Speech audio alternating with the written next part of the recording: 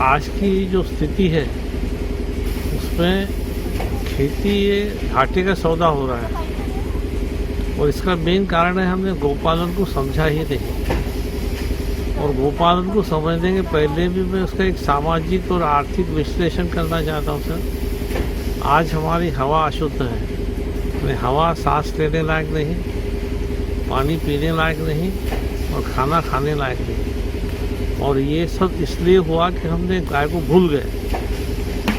तो इसका वैज्ञानिक आधार है, जो हमारे नौजवान है गांव छोड़ के शहर की ओर भाग रहे हैं। खेती घाटे का सौदा हो रही है, किसान आत्महत्या कर रहा है, उद्योग बंद हो रहे हैं। ये सबको फिर से लाइन पे लाना है। उनको गाय को और गाय के विज्ञान को, गाय के अर्थशास्त्र को समझना ही होगा और कोई रास्ता नहीं है। आज की कई समस्या, उसमें से प्रमुख समस्या मेरे हिसाब से ये है कि सबसे पहली समस्या ये है कि हमारे नौजवान गांव छोड़ के शहर की ओर जा रहे हैं। दूसरी समस्या ये है, इसका कारण भी ये है कि भी खेती घाटे का सौदा हो रही है। 100 के 60 करना और पिताजी का नाम चलाना, ऐसी पोजीशन है खेती की। और इसीलिए किसान आत्महत्या भी हो रही है।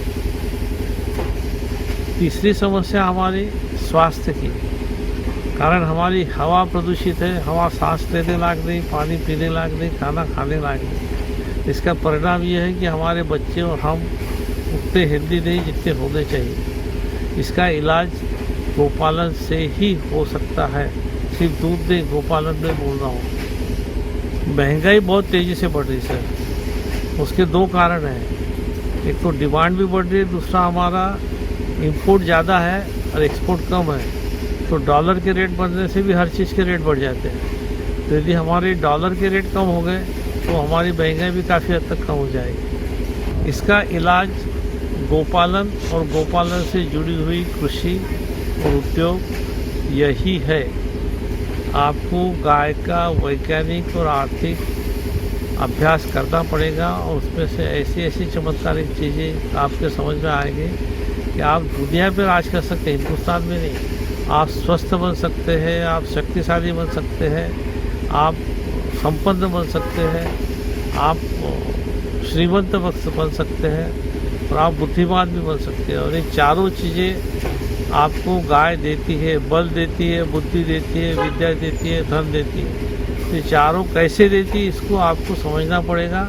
और ये गाय वैज्ञानिक ढंग से देती है, वही हम समझाने के लिए आज का विषय देते हैं। तो इसका इलाज ये है कि भी आपको गौपालन का जो वैज्ञानिक और शास्त्रीय आधार है या व्यवहारिक आधार है, इसको समझना पड़ेगा। एक गाय या एक बैल, इसमें हम दो हिस्से करते हैं। एक तो वो गाय और बैल जो काम करते हैं या दूध देते हैं, वो तो विषय नहीं, कारण वो इकोनॉमिकली वायबल है। हम आज उस विषय पे बात करेंगे जो गाय दूध नहीं देती या जो बैल काम नहीं करता है। उसकी इकोनॉमिक वायबिलिटी और समाज में उपयोगिता क्या है, क्या वो कट जाने के लिए है या वो समाज के लिए काम का है। तो मैं एक बड़ा अच्छा एग्जाम्पल दूंगा आपको। मान लो सर मैं आपके पास आके कहता हूँ तो भाई मैं आपको 2000 रुपये भी दूंगा और आपके यहाँ काम करूँगा, और फिर भी आप मुझे भगा रहे हैं। इसका मतलब क्या है कि आप समझ नहीं रहे हैं। बैल और गाय जो दूध नहीं देते हैं वो भी आपको 2000 रुपये महीना देते हैं और कई बार आपके यहाँ काम भी करते हैं। जो गाय दूध नहीं देती वो परमानेंट दूध नहीं देती, ऐसा नहीं होता। और फिर से समय आने में बछड़े भी देती है, दूध भी देती है। तो हमको इसको समझना पड़ेगा। दूसरा है, गाय के गोबर और गौमूत्र को हमको खेती में ले जाना पड़ेगा, उसके ऊपर आधारित उद्योग चलाना पड़ेगा, उसके आधारित दवाइयाँ बनाना पड़ेगा, उसका प्रचार प्रसार करना पड़ेगा। तो गांव के, शहरों के कोई भी नौजवान को बेरोजगार रहने की ज़रूरत ही नहीं पड़ेगी। इतनी हमारे यहाँ डिमांड है। सारी दुनिया हमारे यहाँ के मार्केटिंग कर रही है और हम अपने घर में बोल रहे हैं हमारे बच्चे बेकार हैं। अब इसका एक इलाज और है। हमारे पास गाय है, गोमूत्र है, खेती है, प्रोडक्शन है। हमारे पास इसके अंदर एक इलाज और जोड़ना पड़ेगा, वो है मार्केटिंग। हम प्रोड्यूस तो कर लेते हैं, किसान ने अनाज प्रोड्यूस कर लिया, किसान ने दूध प्रोड्यूस कर लिया, और सब बिका ही नहीं तो क्या करेंगे। तो आपको इंडियन एजुकेशन सिस्टम में भी ये करना पड़ेगा। और एजुकेशन सिस्टम में जब होगा तब होगा। आज के किसान को जिस ढंग से होता है, जैसे होता, वॉर फुटिंग पे मार्केटिंग भी समझाना ही पड़ेगा।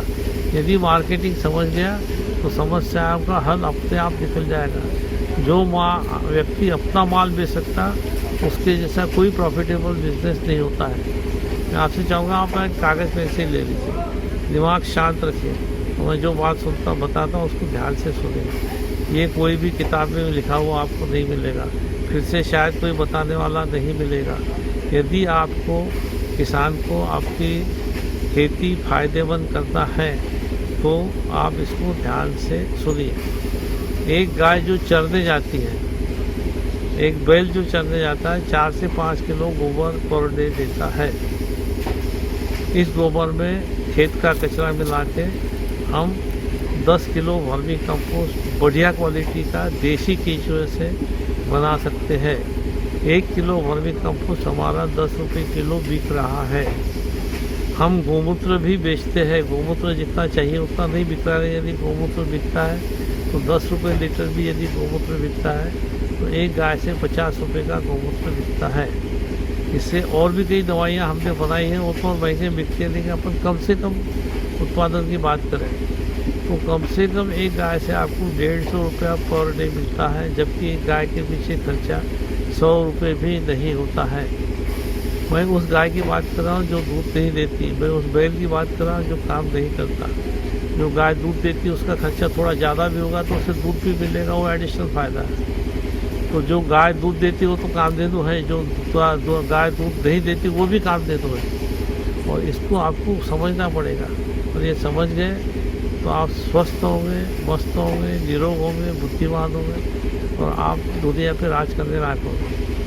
अब आप कौन है मुझे नहीं मालूम। आप देहात में रहते हैं तो आपका डायरेक्ट फ़ायदा है। आप मान लो शहर में रहते हैं तो आपका पोल्यूशन कंट्रोल होगा, आप स्वस्थ रहेंगे। किसान के पास पैसा होगा तो उद्योग बढ़ेगा, रोज़गार बढ़ेगा, सभी लोग संपन्न होंगे। पोल्यूशन कंट्रोल होगा तो आपकी तबीयत अच्छी रहेगी, आपके बच्चों की तबीयत अच्छी रहेगी। पोल्यूशन रहा तो आप बीमार रहेंगे, आपके बच्चे बीमार रहेंगे। कितने भी पैसे आपके पास है तो उसका क्या उपयोग होगा?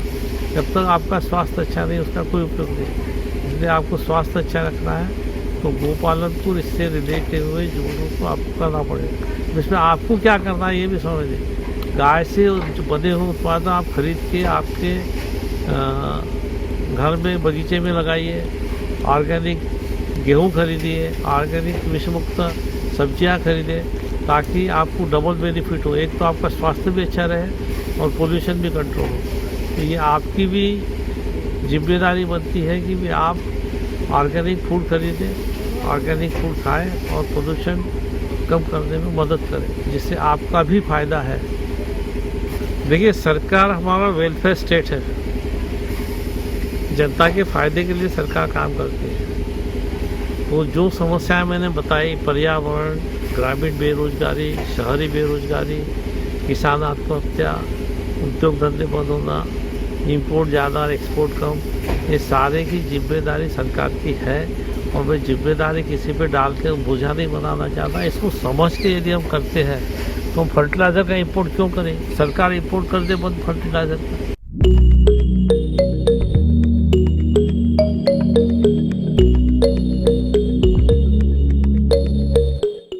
जितना वर्मी कंपोस्ट करता है उतना तो आपको बना दे, सारा देश ऑर्गेनिक हो जाएगा, पोल्यूशन ख़त्म हो जाएगा, तो आपका डॉलर की कीमत आधी हो जाएगी। तो आपको ये करना पड़ेगा।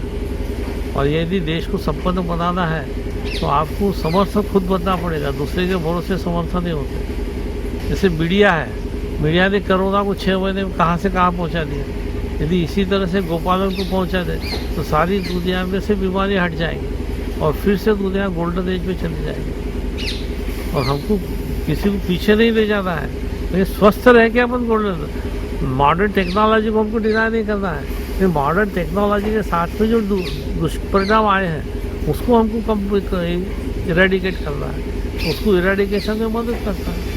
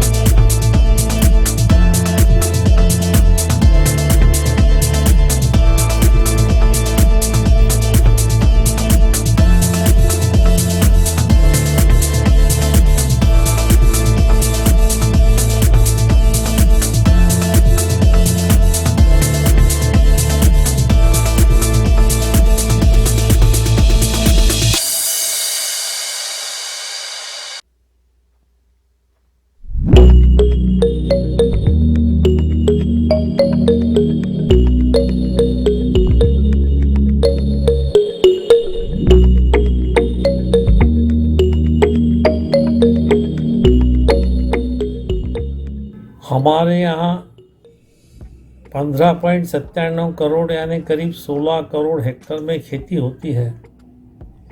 हमारे यहाँ करीब 20 से 21 करोड़ गौवंश है।